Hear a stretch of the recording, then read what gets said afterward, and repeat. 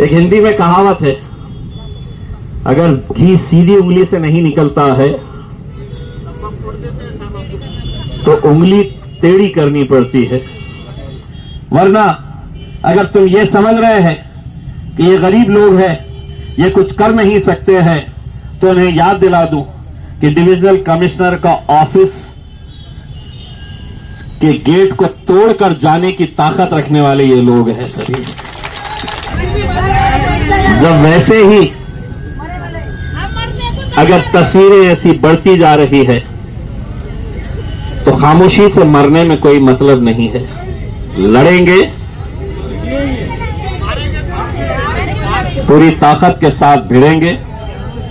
बस आप लोग अपनी हिम्मत मत हारिए।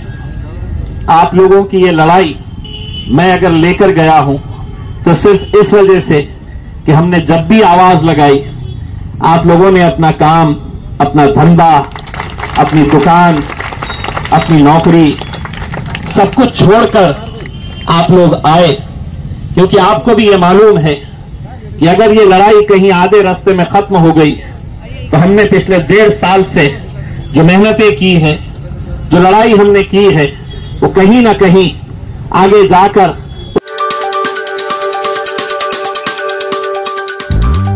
सर्वप्रथम मी माझ्या टीमच्या सर्व सदस्यांना, विशेषकर असरार भाईंना, अमर भाईंना आणि कृती समितीचे सर्व सदस्य यांना धन्यवाद देतो की खूप रात्री उशिरापर्यंत हे स्टेज लावण्याचं काम सुरू होतं।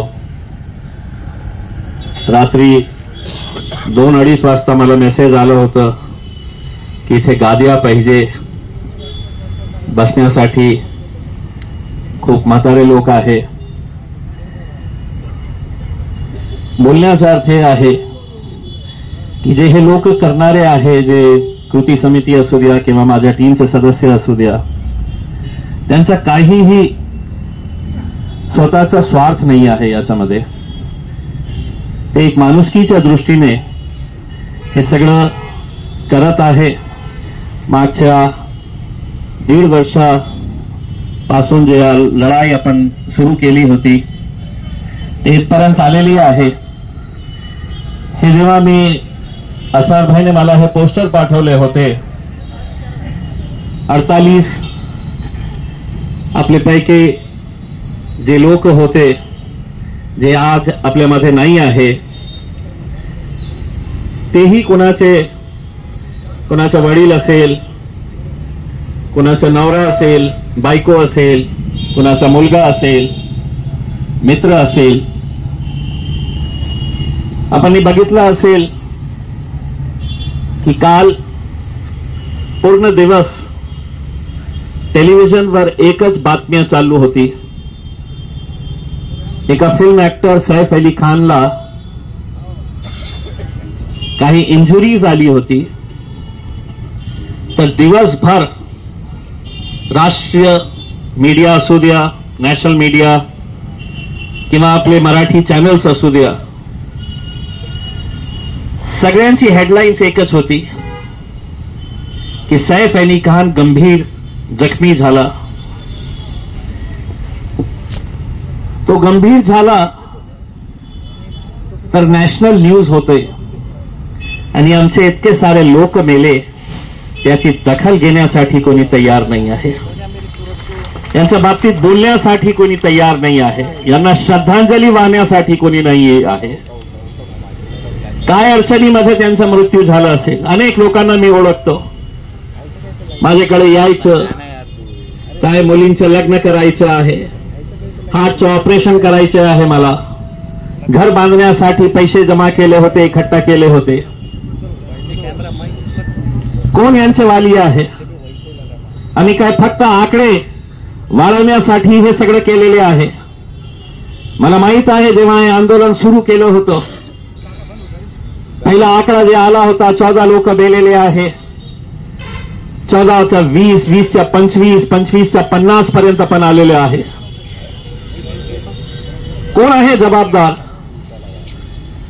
कोणीतरी याची जबाबदारी घ्यायला पाहिजे।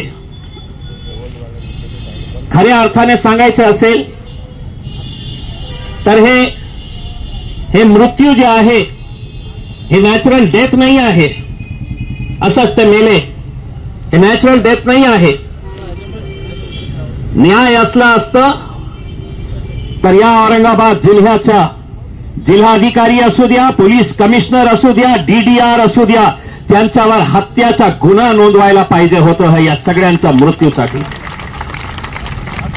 हत्याचा गुन्हा त्यांच्यावर नोंदवायला पाहिजे होतं. सैफ अली खान आणि याच्यामध्ये फरक इतकाच आहे, तो खूप मोठा माणूस आहे, हे सगळे गरीब लोक आहे.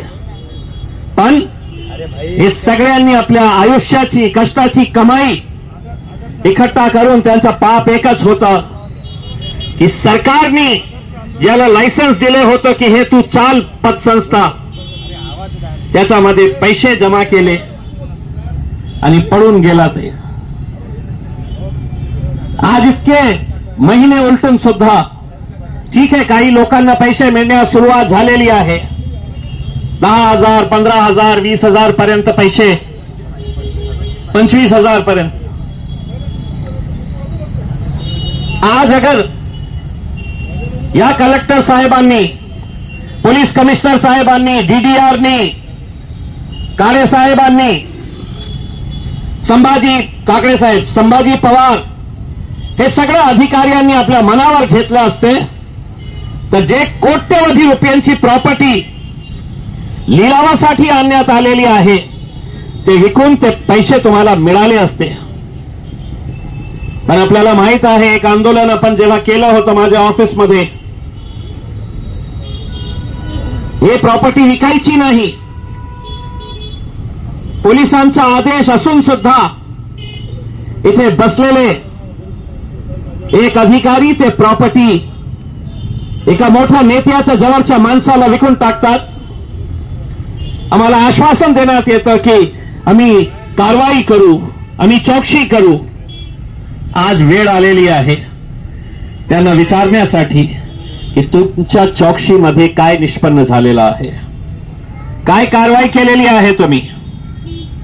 तुम्ही हे समजत असेल की हे सगळं गोरगरीब लोक आहे, किती चक्रा मारणार, किती लढा उभा करणार.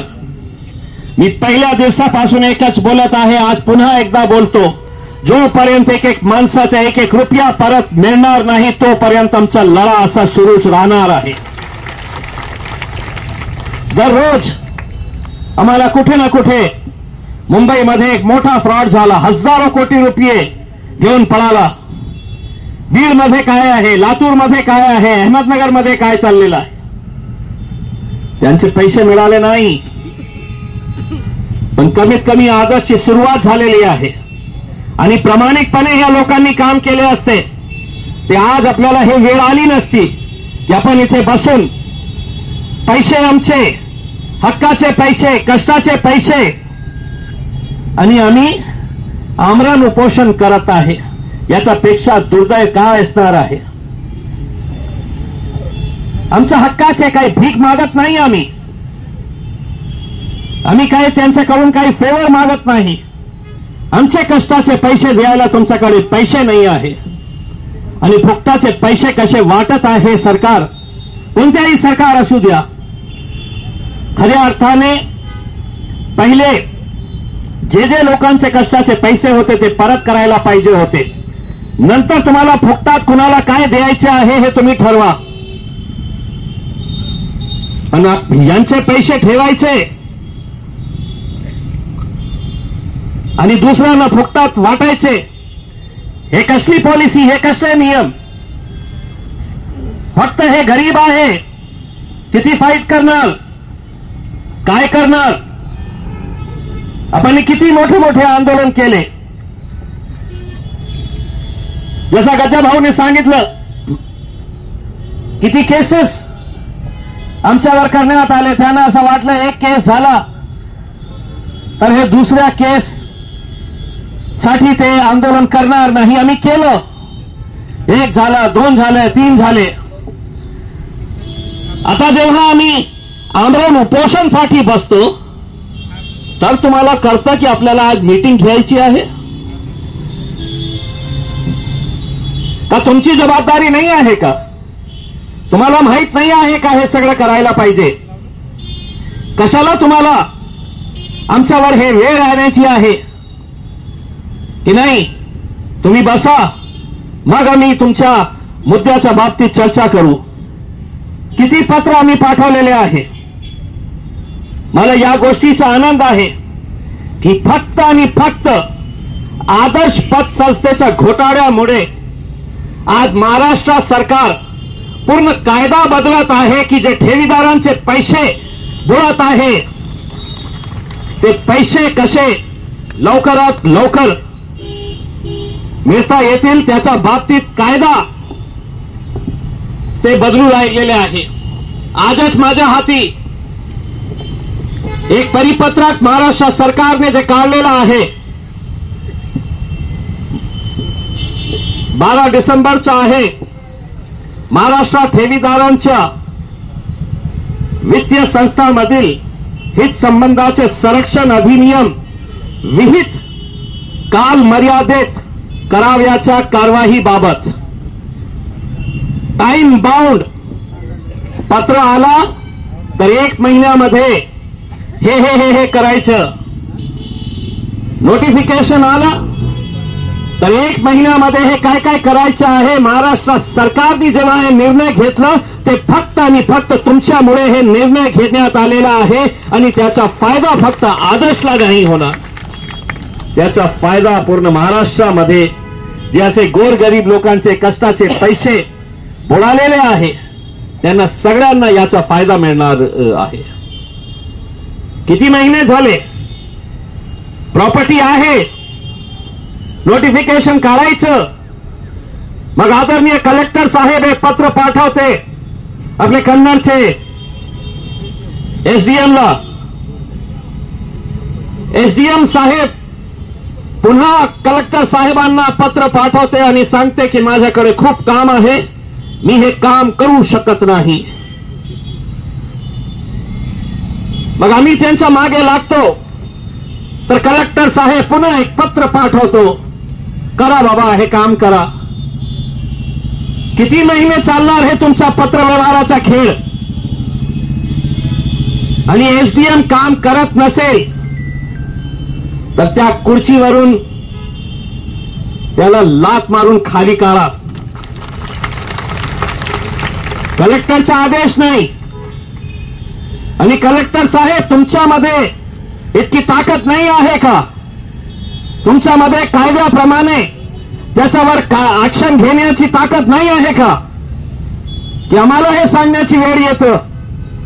आता सरकारने हे नियम केलेला आहे. याच परिपत्रकामध्ये सरकारने सांगितलेलं आहे जे अधिकारी काम करण्यात चुकवत असेल तर त्याच्यावर कडक कारवाई करा. हे परिपत्रकामध्ये आलेलं आहे. आणलं सगळं. बहुतेक त्यांनी वाचलं नसेल तर त्यांना दाखवण्यासाठी एक प्रत आणलेली आहे. 12 तारखेचा आहे. 2 डिसेंबरला एक परिपत्रक आलं होतं, त्याच्यामध्ये सगळं हे होतं, डिटेल्स होतं. त्याच्यानंतर 12 डिसेंबरला हे परिपत्रक आलेलं आहे. आता परिपत्रक म्हणजे सरकारचा आदेश असतं आणि त्याचं पालन करणं सगळं जिल्हाधिकाऱ्यांच्या जबाबदारी असते. आता परिपत्रक तर आलेलं आहे, त्याच्यावर त्यांनी काय काम केलेलं आहे, काय प्रोग्रेस झालेला आहे. आता जसा आमची बहीणनी सांगितलं की आज तुम्ही मीटिंग घेत आहे, त्याचा निकाल काय असणार, तुम्ही किती दिवस ऑल देणार. आज आपण एकट्टा इथे झालेलो आहोत तर त्यांना स्पष्टपणे विचारायचं आहे. आता दिवस सांगा. महिने महिने गेले, वर्ष गेला, काही गेला, आता दिवस सांगा. या दिवसाला या आणि तुमचे पैसे घेऊन जा. खूप झाला. नाहीतर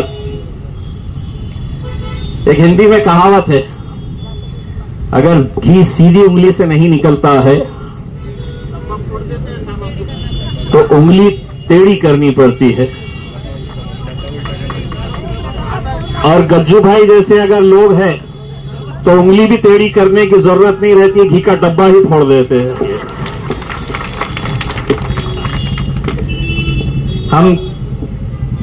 मुझे ये बताया गया है कि अभी 3 बजे अधिकारियों के साथ ये बैठक करने वाले हैं। हमें इनसे क्या क्या सवाल करना है। मुझे खुद इस बात का बड़ा अफसोस है कि आपको अपना पैसा वापस लेने के लिए यहां पर खाली पेट बैठना पड़ रहा है। आपकी तकलीफ क्या है, आपका दर्द क्या है, आपकी परेशानी क्या है, ये मैं अच्छी तरीके से समझ सकता हूं। लेकिन मैं आपको इतना भी यकीन दिलाना चाहता हूं, जितना रास्ता हमने तय करके आए हैं, महाराष्ट्र की कोई पद संस्था इतने आगे तक नहीं जा पाई है। ठीक है, शुरुआत हुई है 25,000 तक, कल 50,000 की होगी, लाख की होगी, 2 लाख की होगी। मैं यहां पर हमारी बहनों के सर्टिफिकेट देख रहा था, कितने मेहनतों से ये पैसा इकट्ठा किया गया होगा। आप खुद सोचिए कि जब ये पैसा अचानक इनके हाथ से निकल गया होगा तो क्या इनकी हालत रही होगी। किसी ने कहा है कि ये जितने भी लोग आए हैं इसमें ठेवीदार नहीं है, तो मीडिया वालों से अपील करूंगा, ये सब ठेवीदार है मेरे भाई साहब, सिर्फ मैं अकेला हूं जो ठेवीदार नहीं हूं, वरना ये बाकी के पूरे ठेवीदार हैं जिन्हें अपना हक मांगने के लिए वो आए हैं। जरा इधर मेरे भाइयों की तरफ भी घुमाइए, ये भी आपको दिखा रहे हैं, ये भी आपको दिखा रहे हैं कि ये सब अपने हक का पैसा लेने के लिए आ रहे हैं। हम उम्मीद करते हैं कि कलेक्टर साहब की मीटिंग अगर हो जाए, उसके बाद उनका क्या फैसला है वो क्या हमें बताते हैं, और अगर उनका आश्वासन आधा अधूरा रहा तो हमारा आंदोलन बहुत मजबूत चलेगा। फिर अब कच्चा पक्का कुछ चलेगा नहीं, जो भी है ठोस, जो भी है पूरा पक्का आश्वासन मिले। वरना अगर तुम ये समझ रहे हैं कि ये गरीब लोग हैं, ये कुछ कर नहीं सकते हैं, तो इन्हें याद दिला दूं कि डिविजनल कमिश्नर का ऑफिस के गेट को तोड़कर जाने की ताकत रखने वाले ये लोग हैं सभी।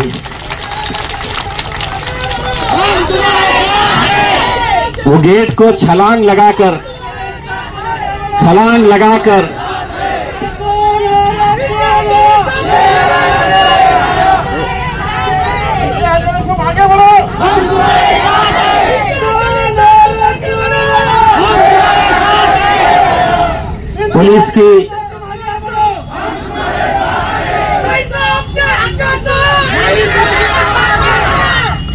पुलिस की लाठियां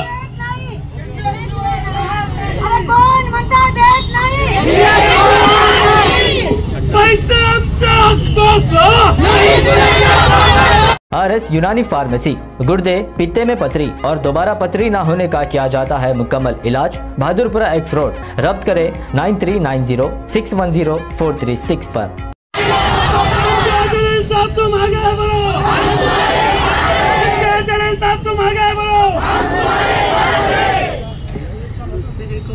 लाठी खाने के लिए तैयार है।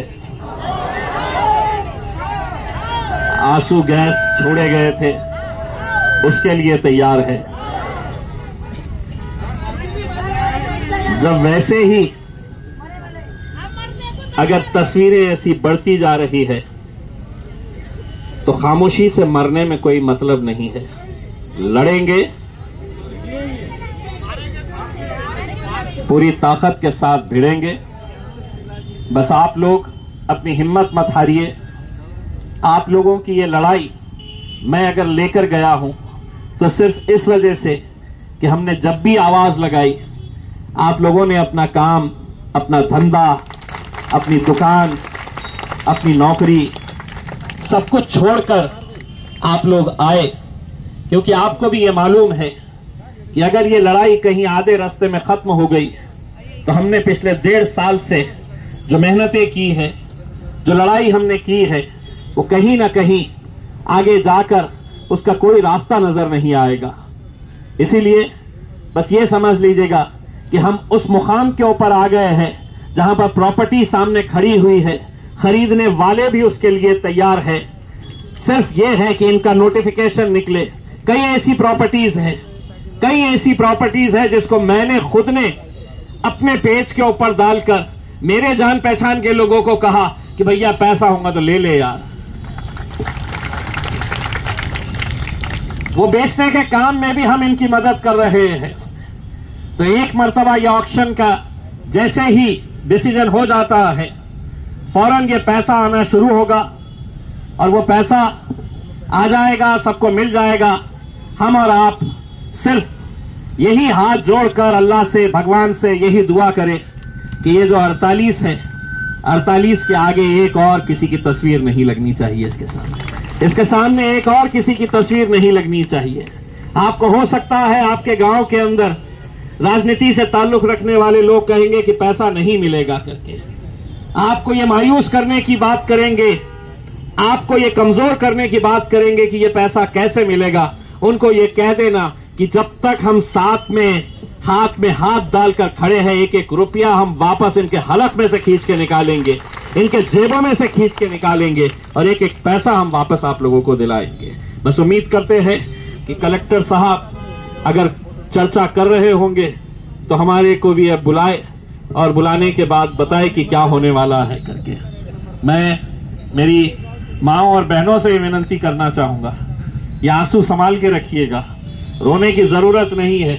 महिला शक्ति क्या है ये आपको दिखाने का वक्त आएगा, उस वक्त दिखाना है। लड़ेंगे, डट के लड़ेंगे, बिल्कुल किसी तरह से कोई घबराने की जरूरत नहीं है। इम्तियाज जलील आमदार था या नहीं था, इम्तियाज जलील खासदार था, आज नहीं है, लेकिन जितनी ताकत के साथ जब खासदार था तब लड़ता था, उतनी ही ताकत के साथ अब खासदार नहीं भी हूं तो लड़ूंगा मैं आपके साथ।